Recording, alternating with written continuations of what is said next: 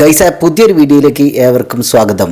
ഇന്ന് നമ്മളൊരു ഷാപ്പ് പോയി. അപ്പോൾ അവിടുത്തെ ഭക്ഷണം, അവിടുത്തെ വിശേഷങ്ങളൊക്കെയാണ് ഇന്നത്തെ വീഡിയോയിലുള്ളത്.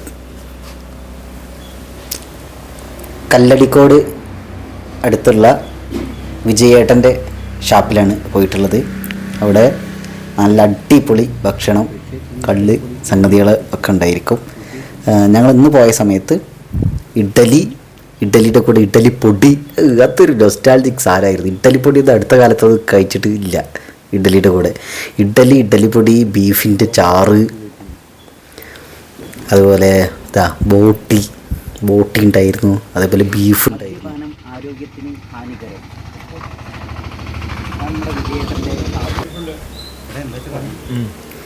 വിജയേട്ടൻ ഒരു 3-4 വർഷം മുമ്പ് കുറച്ച് താഴത്തായിരുന്നു ഷാപ്പ് ഉണ്ടായിരുന്നത്. അവിടുന്ന് ഇപ്പം ഇങ്ങോട്ട് മാറ്റിയതാണ്. അപ്പം ഞാൻ മുമ്പ് വന്ന ഒരു ഓർമ്മയിലാണ് ഇവിടെ വന്നത്. ഈ ഷാപ്പിലെ ഭക്ഷണം എന്ന് പറഞ്ഞിട്ടുണ്ടെങ്കിലേ അതൊരു പ്രത്യേക ഒരു ഫീൽ തന്നെയാണല്ലോ. കഴിച്ചിട്ടുള്ള ആളുകൾക്ക് മനസ്സിലാവും. നല്ല എരിവും അടിപൊളി സംഭവമൊക്കെ. അവർ ഓവറായിട്ട് സാധനങ്ങൾ മിക്സ് ചെയ്യുന്ന, ഓവറായിട്ടല്ല, ഒന്നും മിക്സ് ഒന്നുമില്ല, ഒക്കെ അവർ ഇടിച്ച് പൊടിച്ച് ചതച്ച് ഒക്കെ ഉണ്ടാക്കുന്ന സാധനങ്ങളാണ്. നല്ല പൊള്ളപ്പാൻ, ബീഫും ബോട്ടിയും ഒക്കെ ആയിരുന്നു. അപ്പം ഞങ്ങൾ ആളുമൊരു 5 ഇഡ്ഡലിയും ഒക്കെ കഴിച്ച്.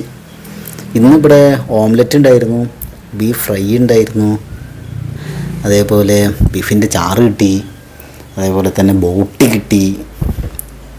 ഇങ്ങനെയൊക്കെയായിരുന്നു സംഭവങ്ങൾ. ഞായറാഴ്ച വന്നിട്ടുണ്ടെങ്കിൽ പന്നിയിറച്ചി കിട്ടുമെന്ന് പറഞ്ഞു. അപ്പം ഞായറാഴ്ച ഞങ്ങൾ വരാമെന്ന് പറഞ്ഞിട്ടുണ്ടായിരുന്നു. ബോട്ടിയാണ് ഇപ്പോൾ കൊണ്ടുവന്ന് വെച്ചത് വിജയേട്ടനോട് കുറച്ച് വർത്താനൊക്കെ പറഞ്ഞിട്ട് നമ്മളിങ്ങനെ ഇരുന്നു. സമയം പോയത് അറിഞ്ഞില്ല. ഒരു കുപ്പി കള്ള് പാർസൽ വാങ്ങിയിട്ടാണ് അവസാനം അവിടെ നിന്ന് പോകുന്നത്.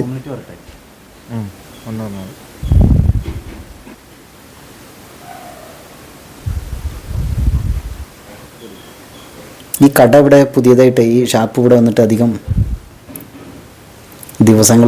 കാലമായിട്ടില്ല.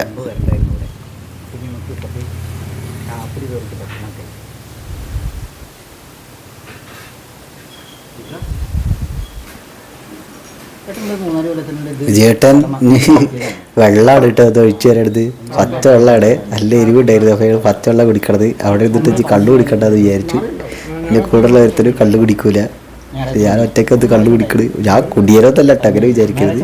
ശരിക്കും എൻ്റെ കൂടെ കുറച്ച് കള്ളു കുടിക്കേണ്ടതാണ്. അപ്പോൾ ഞാൻ എൻ്റെ അച്ഛന് ഒരു കോപ്പി കള്ളു കൊടുക്കാൻ വിചാരിച്ചു. അപ്പോൾ അങ്ങനെ കള്ള് പാർസൽ വാങ്ങിയിട്ട് പോരിയത്. ഞാനവിടെ എടുത്തിട്ട് ഞാനും അവർ കൂടി പച്ചവെള്ളമാണ് കുടിക്കണത്. അത് പട്ടത്തരായ ഇടുന്നൊന്നും ആരും വിചാരിക്കരുത്. ഞങ്ങൾ പ്ലേറ്റ് മൊത്തം കാലിയാക്കി. എൻ്റെ വയറ് അല്ലെങ്കിൽ തന്നെ ടൈറ്റായിരുന്നു ഇത്. അവൻ കൂടെയുള്ള അക്ഷയ് കഴിച്ചിട്ടൊന്നുമില്ലായിരുന്നു. അവൻ ഭക്ഷണം കഴിച്ചിട്ടില്ലായിരുന്നു, ഉച്ചയ്ക്ക് കഴിച്ചില്ലായിരുന്നു. ഞാൻ എൻ്റെ വയറ് ടൈറ്റായിരുന്നു. എന്നാലും കൊണ്ട് കുത്തി കയറ്റി ഞാൻ. പന്നി, നാടൻ കോഴി, ഞായറാഴ്ച വെറൈറ്റി നാടൻ കോഴിയാണ്. ഇപ്പോൾ നാടൻ കോഴിക്ക് ആൾക്കാർക്ക്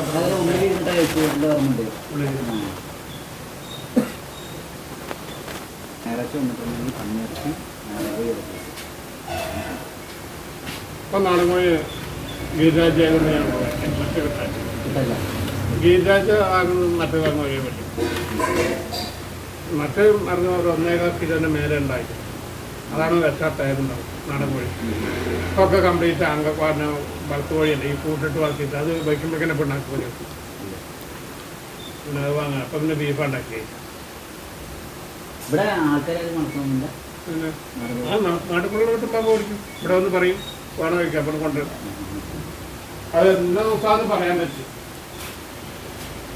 ഇപ്പോൾ കഴിഞ്ഞ ആഴ്ച 2 കിട്ടി, നാളെ കിട്ടി.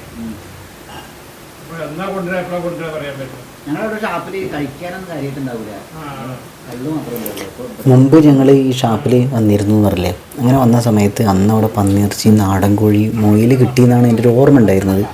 കുറച്ച് ഉള്ളിലിരുന്നിട്ടാണ് ഞങ്ങളന്ന് കഴിക്കുകയൊക്കെ ചെയ്തിരുന്നത്. വിജയേട്ടൻ ഇങ്ങനെ ഓരോ കാര്യങ്ങളിങ്ങനെ അന്വേഷിക്കണമൊക്കെ ഉണ്ടായിരുന്നു.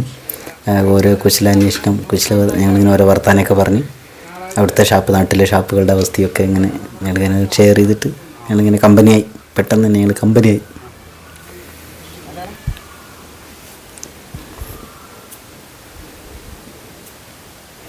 അപ്പോൾ ഷാപ്പിൽ ഇതുവരെ പോയിട്ട് ഭക്ഷണമൊന്നും കഴിച്ചിട്ടില്ലാത്ത ആളുകൾ ശ്രദ്ധിക്കുക, ഒരു വട്ടം ഷാപ്പിൽ പോയിട്ട് ഭക്ഷണം കഴിക്കുക. നല്ല സ്വാദിഷ്ടമായ നാവിൻ്റെ എല്ലാ സാരകളും ടിക്കിൾ ചെയ്യാതെ ഭക്ഷണം കിട്ടും. അതൊരു വല്ലാത്തൊരു ഫീലാണ്. കള്ളുകുടിക്കാൻ ആരും പ്രേരിപ്പിക്കില്ല, മദ്യപാനം ആരോഗ്യത്തിന് ഹാനികരം. പക്ഷെ ഭക്ഷണം കഴിക്കുക അടിപൊളിയാണ്.